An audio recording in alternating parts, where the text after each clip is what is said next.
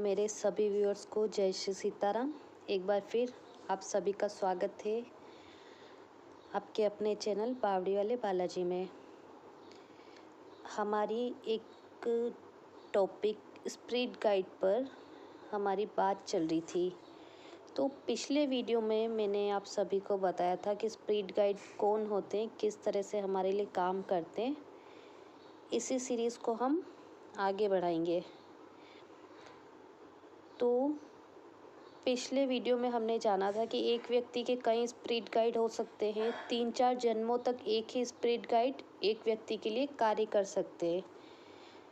अभी वीडियो को आगे बढ़ाते हुए हम बात करेंगे कि स्प्रिट गाइड जो होते हैं, जो हमारी आत्मा के मार्गदर्शक होते हैं, संसार में जो हमारा मिशन होता है, जो हमारी यात्रा होती है, उसके अनुसार ही हमको सुझाव देते हैं।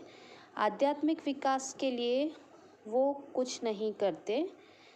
आध्यात्मिक विकास और अंतर यात्रा मतलब संसार की जो यात्रा है वो बाहरी यात्रा है। तो स्पिरिट गाइड्स जो होते हैं वो बाहरी यात्रा के अनुसार हमको सुझाव देते हैं, परंतु आध्यात्मिक विकास या अंतर यात्रा के लिए हमें जीवित सद्गुरु की आवश्यकता होती है। जब हम अध्यात्म की राह पर चल रहे होते तब हमारे जो स्पिरिट गाइड होते हैं वो कोई संत हो जाते हैं या कोई जीवित सद्गुरु के रूप में हमारे स्पिरिट गाइड उस समय हमारे लिए कार्य कर रहे होते हैं। हमारा जन्म किसी भी ग्रह पर होता है तो हमारे स्पिरिट गाइड हमेशा हमारे साथ रहते हैं। मान लेते हैं कि अगले 3 जन्मों के लिए हमारे स्पिरिट गाइड निश्चित हो चुके हैं। पहला जन्म हमने पृथ्वी पर लिया है, दूसरा जन्म अगर हमने किसी अन्य ग्रह पर लिया है तो भी हमारे स्पिरिट गाइड कभी बदलते नहीं हैं। कभी कभी ऐसा होता है कि स्पिरिट गाइड मतलब कि हमारी आत्मा के इंचार्ज।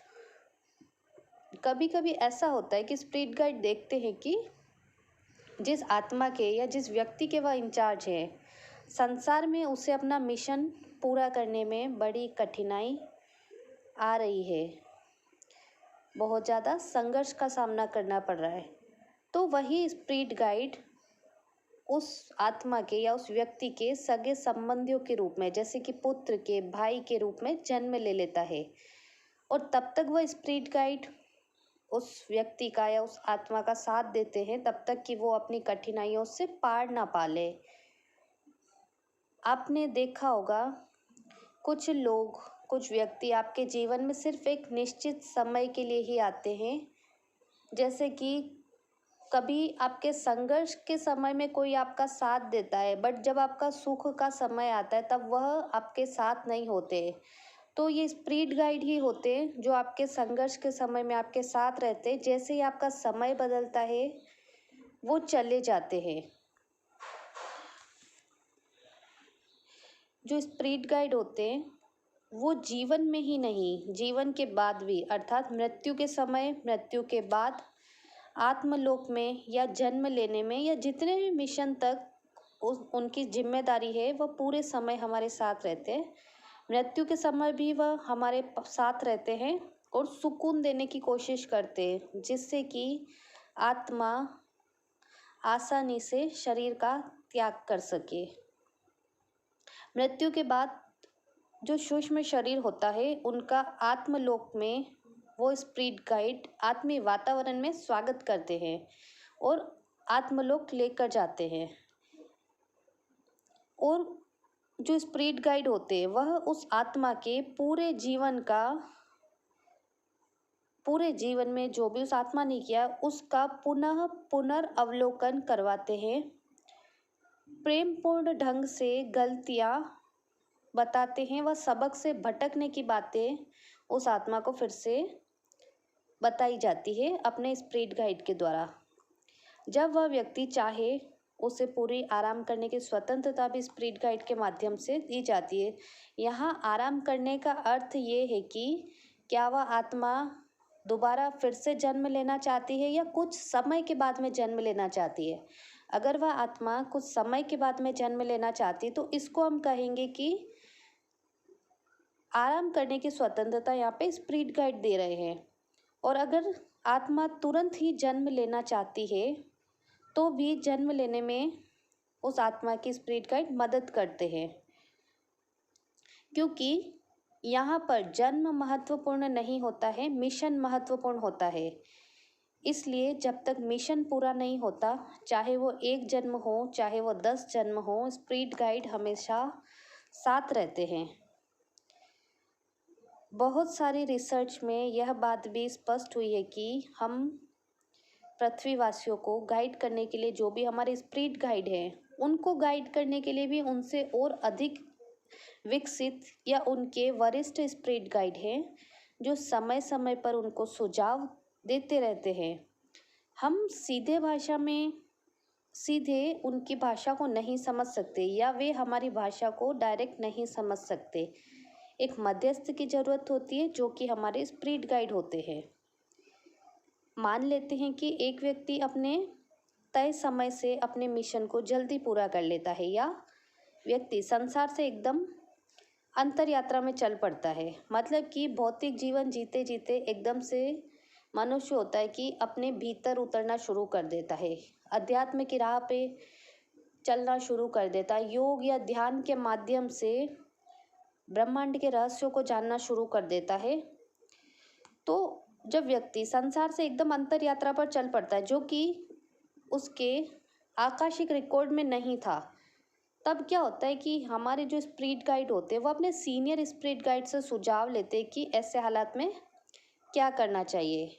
हमारे जो सबसे निकटतम स्पिरिट गाइड हैं वो अलग अलग रंगों में देखे जा सकते हैं, लेकिन जो उच्चतम स्पिरिट गाइड है वो नीले या बैंगनी रंग में ही दिखाई देते हैं। स्पिरिट गाइड का जो अस्तित्व होता है वह प्रकाश के गोले की तरह होता है, जैसे कि चंद्रमा या सूर्य। उनके कई रंग हो सकते हैं, नीला रंग, हरा, लाल, बैंगनी, फिरोजी। लेकिन जब भी हम हमारे स्पिरिट गाइड से मिलते हैं, चाहे ध्यान के माध्यम से चाहे स्वप्न के माध्यम से, जब भी हम हमारे स्पिरिट गाइड से मिलते हैं तो वह अपनी इच्छा के अनुसार रूप धारण कर सकते हैं, वह रूप जिसको हम बार बार पहचान सकें। कुछ लोगों को उनकी झलक कभी कभी मिलती है, जैसे कि गहरी नींद में, सपने में, ध्यान में। लेकिन क्या होता है, अधिकांश लोगों को इस बात का एहसास नहीं होता है कि उनके स्पिरिट गाइड उनके साथ हैं, परंतु स्पिरिट गाइड अपना कार्य निरंतर करते रहते हैं। स्पिरिट गाइड किस रूप में अपने आप को हमको दिखाएंगे, अपना कौन सा रूप हमारे सामने प्रदर्शित करेंगे, इसका चुनाव केवल वही करते हैं। अगर हमारे स्पिरिट गाइड 17वीं या 18वीं शताब्दी से हैं, तो उस समय की वेशभूषा में भी वह दिख सकते हैं। अक्सर वे अपना नाम भी बताते हैं कि वे कौन हैं, कभी कभी नहीं भी बताते। अगर उनकी पहचान जानना हमारे लिए अच्छा है, हमारे लिए शुभ है, तभी वह अपनी पहचान हमें बताएंगे, अन्यथा वह अपनी पहचान को गुप्त ही रखेंगे।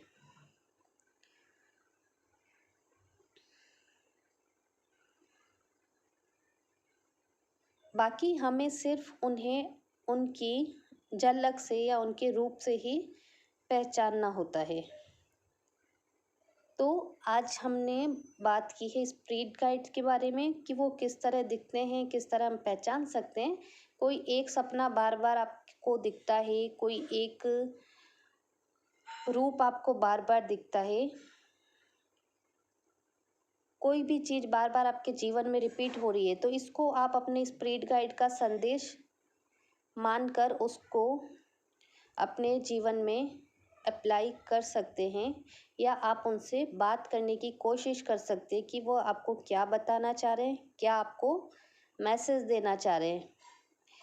आपको वीडियो कैसा लगा कमेंट बॉक्स में ज़रूर बताइए। आज के लिए बस इतना ही। सभी को जय श्री राम।